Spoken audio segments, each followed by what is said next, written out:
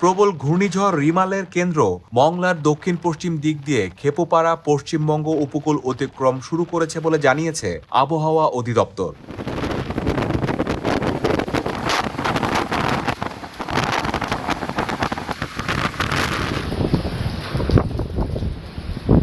আজ রোববার রাত 8:30টার দিকে আবহাওয়া অধিদপ্তর জানায়, ঘূর্ণিঝড়টির কেন্দ্র আরও উত্তর দিকে এগিয়ে আগামী 5 থেকে 7 ঘন্টার মধ্যে উপকূল অতিক্রম সম্পন্ন করতে পারে।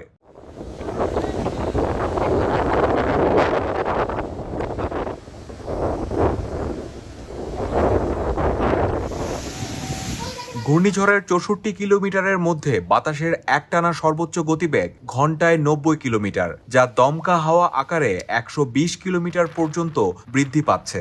এসব অঞ্চল স্বাভাবিক জোয়ারের চেয়ে 8 থেকে 12 ফুট উচ্চতার বায়ুতাড়িত জলোচ্ছ্বাসে প্লাবিত হওয়ার আশঙ্কা রয়েছে বলে জানিয়েছে আবহাওয়া অধিদপ্তর।